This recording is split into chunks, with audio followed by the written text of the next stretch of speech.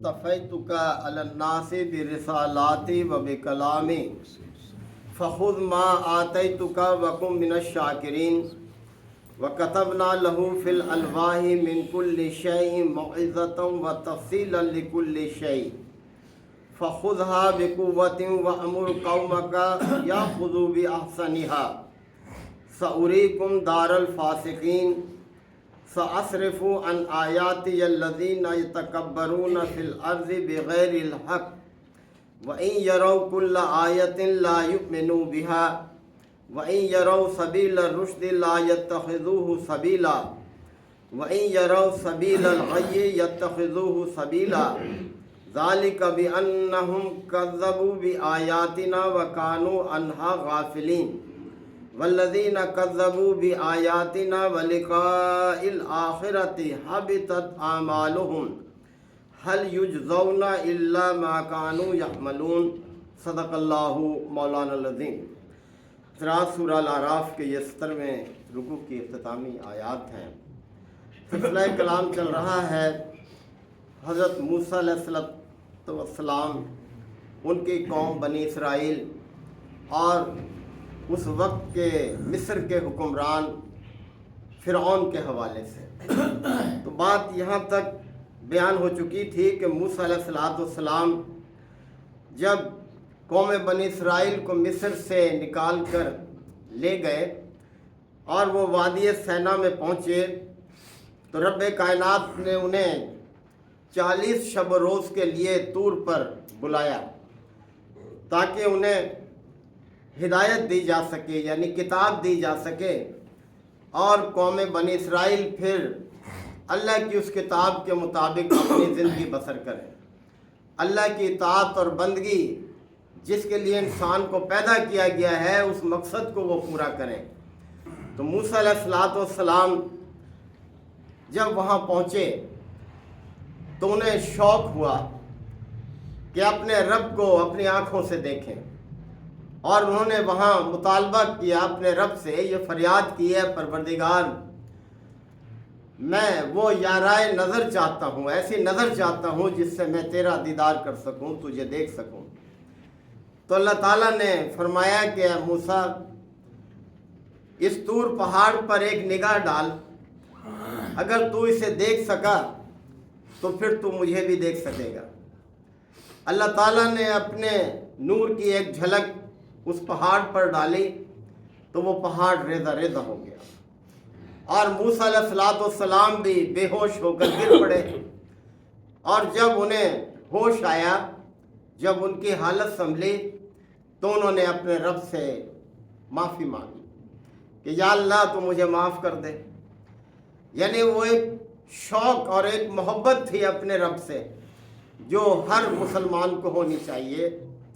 تو آگے اب بات کی جا رہی ہے، قال یا موسیٰ، تو اللہ تعالیٰ نے پھر فرمایا کہ اے موسیٰ، انی اصطفیتک علی الناس، میں نے سب لوگوں پر ترجیح دی ہے تجھے، اور تجھے منتخب کر لیا ہے میں نے۔ کس کام کے لیے منتخب کر لیا ہے؟ برسالاتی، اپنی پیغام بری کے لیے تجھے منتخب کیا کہ تو میرے پیغام لوگوں تک پہنچا۔ میں نے تجھے اس کام کے لیے سب لوگوں پر ترجیح دے کر تجھے منتخب کیا ہے۔ وبے کلامی، اور دوسرے یہ کہ تو مجھ سے کلام کرے، مجھ سے بات کرے، اس کام کے لیے میں نے تجھے منتخب کر لیا ہے۔ فخذ ما آتیتک، پس جو کچھ بھی میں تجھے دے رہا ہوں اسے مضبوطی سے تھام، یعنی جو ہدایات میری طرف سے تجھے دی جا رہی ہیں اس پر مضبوطی سے کاربند رہنا اور دوسروں تک بھی پہنچانا۔ پیغام بری کے لیے ہی میں نے تجھے چنا ہے۔ وَكُن مِّنَ الشَّاكِرِينَ، اور شکر گزار بن کر رہنا۔ یہی ہم سب کی ذمہ داری ہے کہ جس کا کھا رہے ہیں اس کے گن گائیں، اس کی نمک حلالی کریں۔ کتنی نعمتیں دی ہیں اللہ نے اپنے بندوں کو، انسان شمار نہیں کر سکتا۔ یہ بولنے کی دیکھ لیں، دیکھنے کی دیکھ لیں، انمول ہیں یہ۔ کسی کا بولنا بند کر دے تو کوئی طاقت اس کو یہ صلاحیت نہیں دے سکتی، کسی کی آنکھیں بند کر دے बसारत ले ले तो कोई उसको बिनाई नहीं दे सकता। और बेशुमार जिस्म के अंदर भी, जिस्म से बाहर माहौल में भी इतनी नेमतें हैं कि अल्लाह ताला ने फरमाया कि जितनी नेमतें हैं तुम उनको शुमार नहीं कर सकते। वइन तउद्दू नेमतल्लाहि ला तुसूहा, तुम अल्लाह की नेमतों को गिनने लगो तो शुमार नहीं कर सकते, इतनी नेमतें। तो अल्लाह ताला ने हज़रत मूसा से फरमाया कि शुक्रगुजार बनकर रहना, यानी मेरी इताअत और बंदगी में रहना।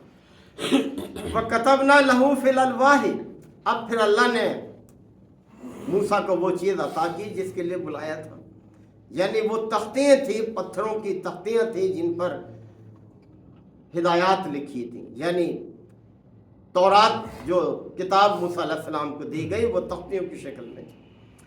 वकतबना लहू फिल अलवाहि मिन कुल्लि शैइन, और हर चीज़ से मुतालिक जो भी मालूमात थी इंसान की रहनुमाई के लिए वो हमने लिख दी उन तख्तियों पर। वह मौइज़तन व तफ़सीलन लिकुल्लि शै, और ये नसीहत थी, हर चीज़ की तफसील थी जो ज़िंदगी गुजारने के लिए इंसान को दरकार है, वो सब उस पर लिखी हुई थी। फ़ख़ुज़हा बिक़ुव्वतिन, और फरमाया अल्लाह ने कि इनको मजबूती से थामना, यानी कारबंद रहना। यही ताकीद हमारे लिए है कि ये कुरान जो अल्लाह ने हमें दिया है मजबूती से इस पर कारबंद हो जाए, अपना ओढ़ना बिछोना इसको बना लें। वामुर कौम का, और अपनी कौम को भी इसी बात का हुक्म दे, यानी जो कुछ हिदायत इन तख्तियों में लिखी हुई है खुद भी कारबंद हो जाए इस पर, ताकि देखें अल्लाह का पैगंबर खुद सबसे ज़्यादा पाबंदी करने वाला होता है अल्लाह के अहकामात, वो अमली नमूना होता है अल्लाह की हिदायत का।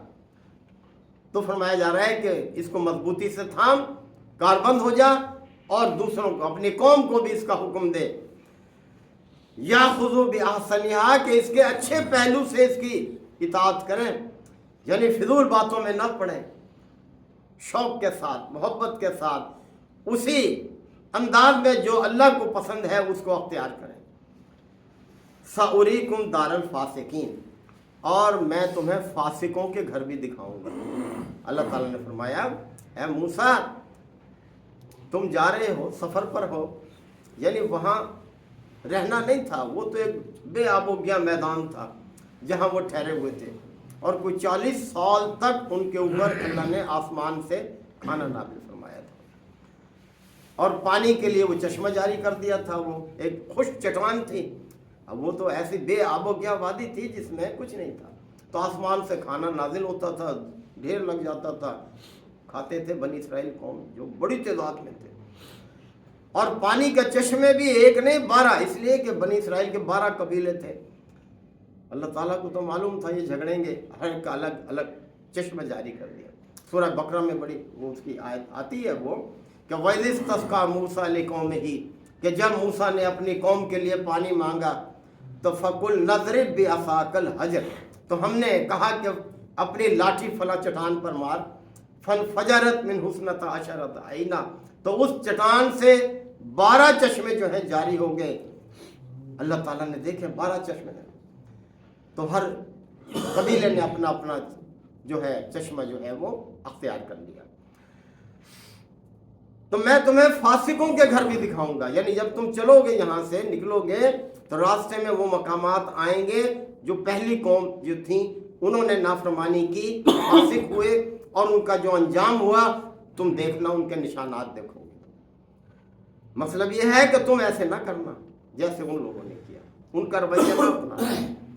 सअस्रिफु अन आयाति अल्लज़ीना यतकब्बरूना फिल अर्ज़ि बिग़ैरिल हक़, और मैं उन लोगों को अपनी आयात से फेर दूंगा, उनको दूर ही रखूंगा अपनी आयात से, जो ज़मीन में तकब्बुर करते हैं, घमंड करते हैं, ना हक जिसका उन्हें कोई हक हासिल नहीं है। तो फरमाया सअस्रिफु अन आयाति अल्लज़ीना, मैं उन लोगों को अपनी आयात से फेर दूंगा, यतकब्बरूना फिल अर्ज़ि बिग़ैरिल हक़, जो ज़मीन में ना हक बड़े बनते हैं, तकब्बुर करते हैं। तकब्बुर अल्लाह की चादर है, कोई ना खींचे उस चादर को, वरना खुद दलील हो जाएगा। अल्लाह ही को ज़ेब देता है कि जो सबसे बड़ा है, लिहाजा इंसान को तो आजिज़ी और इनकिसारी का रवैया अपनाना चाहिए।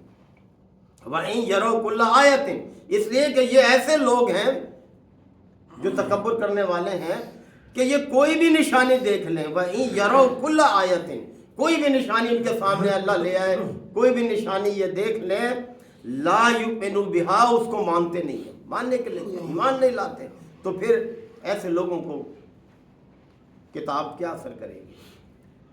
وَإِن يَرَوْا سَبِيلَ الرُّشْدِ، اور جب بھی یہ نیکی کا راستہ دیکھتے ہیں، بھلائی کا راستہ دیکھتے ہیں، لا يَتَّخِذُوهُ سَبِيلًا، تو اس راستے کو اختیار نہیں کرتے۔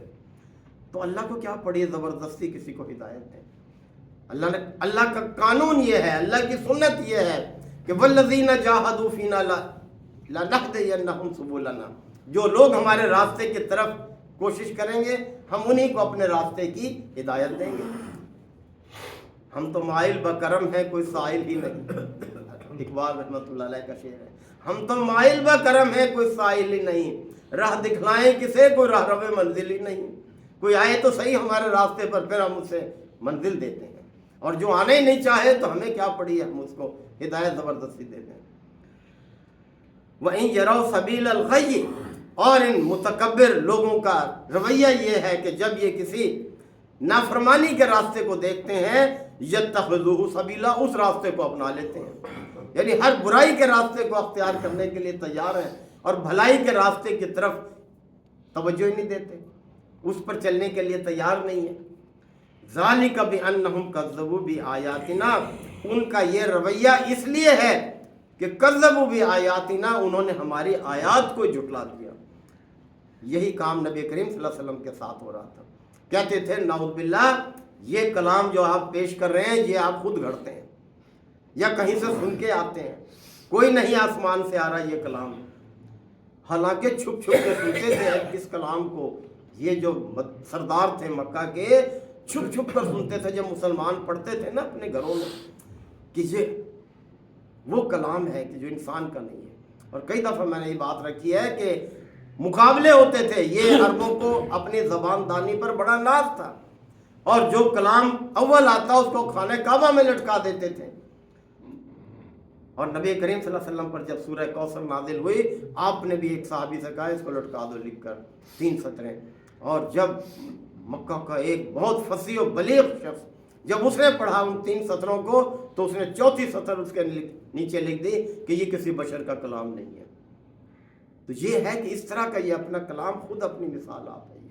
تو اس لیے فرمایا جا رہا ہے کہ کذبوا بآیاتنا، ان متکبر لوگوں کا رویہ اس لیے ہے ایسا کہ انہوں نے ہماری آیات کو جھٹلا دیا ہے، وَكَانُوا عَنْهَا غَافِلِينَ، اور اس سے غافل نہیں ہے، غفلت برت رہے ہیں۔ وَالَّذِينَ كَذَّبُوا بِآيَاتِنَا، یاد رکھو کہ جن لوگوں نے بھی ہماری آیات کو جھٹلایا، ایک قانون ہے اللہ کا، جو بھی ہماری آیات کو جھٹلائیں گے، وَلِقَاءِ الْآخِرَةِ، اور آخرت کی ملاقات کو جھٹلائیں گے۔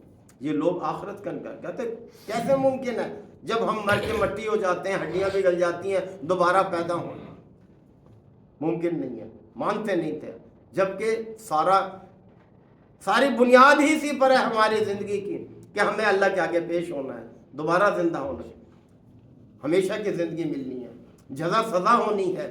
تو اس لیے کہ کذبوا بآیاتنا، انہوں نے ہماری آیات کو بھی جھٹلایا، وَلِقَاءِ الْآخِرَةِ، اور آخرت کی ملاقات کو بھی، حبطت اعمالہم، پس ان کے سب اعمال ضائع ہو گئے، کوئی نیکی اللہ کو وہ قبول نہیں ہے، خواہ غریبوں کی مدد کریں، خواہ مسافروں کی مدد کریں، اگر آخرت پر ایمان نہیں، اللہ کی آیات پر ایمان نہیں تو کوئی نیکی قبول نہیں۔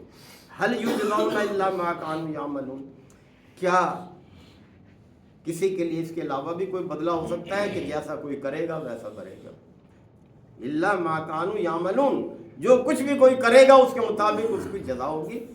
اللہ کے ہاں تلفی نہیں ہے، ظلم نہیں ہے، لہذا سوچ سمجھ کے اس زندگی کو بسر کرو، اس کا ایک ایک لمحہ اس کا حساب ہونا ہے، احتساب ہونا ہے۔ کوئی یہ نہ سمجھے کہ بس مجھے ساری عمر کے لیے استثنا مل گیا، ارے بھائی استثنا تو کبھی وہ خلیفہ 3 براعظم تک جس کی سرحدیں تھیں اس نے بھی استثنا نہیں کیا، وہ بھی ڈرتا تھا کہ نیل کے پار اگر کتا بھی میری خلافت میں بھوکا مر گیا تو عمر جواب دہ ہوگا اس کا۔ اور آپ کو یاد ہوگا وہ بڑا مشہور واقعہ ہے، آپ रज़ी अल्लाह अन्हु का कि यमन से चादरें आई जहाद में, माल गनीमत आया। हज़रत उमर रज़ी अल्लाह अन्हु खुतबा दे रहे हैं, कुर्ता पहना हुआ था। एक बद्दू खड़ा हो गया, कहने लगा कि उमर हम नहीं सुनते तेरी बात, पहले मेरी बात की जवाब दें, उसकी वजाहत करें। कि ठीक है, पूछो क्या पूछते हैं। वो खलीफा जो इतने बड़ी रियासत, इतनी बड़ी सल्तनत का खलीफा, कहने लगा ये आपने कुर्ता पहना हुआ है, यमन से जो चादरें आई थी उसका टुकड़ा इतना बड़ा था कि आप जैसे जसीम शख्स का कुर्ता नहीं बन सकता, आपने ये कुर्ता कैसे पहना हुआ है। देखें, खलीफा से पूछ रहा है, एक बद्दू पूछ रहा है। अब बेटे बैठे हुए थे, अब्दुल्ला बिन उमर बैठे हुए थे, कहने लगे बेटा जवाब दो, इस बद्दू को मुतमईन करो। तो उन्होंने जवाब दिया कि वो चादरें आई थी, अब्बा जान के पास एक ही कुर्ता था और खिलाफत की जिम्मेदारियां अदा करने में ताखिर हो जाती थी, उसको धोते थे, उसी को पहनते थे, लिहाजा उनके हिस्से में जो टुकड़ा आया उसमें उनका कुर्ता नहीं बन रहा था। मेरे हिस्से का जो था मैंने अपने अब्बू को दे दिया कि आप बना लें ये कुर्ता ताकि आपके लिए आसानी रहे, इसलिए ये बन गया। अब वो बद्दू कहने लगा कि ठीक है, अब मैं मुतमईन हूँ, हम आपकी बात सुनेंगे भी और इताअत भी करेंगे। देखिए ये है, हम कहते हैं कि हमें सारी उम्र के लिए इस्तिस्ना हो जाए, सदर भी कहता है और जनाब आर्मी चीफ भी, और सब के सब ये कहते हैं। हम सब अल्लाह के आगे क्या है, जवाब देंगे। वाह अल्हम्दुलिल्लाहि व कफ़ा व सलामुन अलैहि रब्बना आतिना फिद दुनिया हसना फिल आखिरति हसना व क़िना अज़ाबन्नार वअदखिलना जन्नत मअल अबरार या अज़ीज़ या गफ़्फ़ार या बरर या रब्बि इग़फिर वरहम व अंत खैरुर राहिमीन सल्लल्लाहु तआला अलैहि व सल्लम मुहम्मद। सुभान अल्लाह।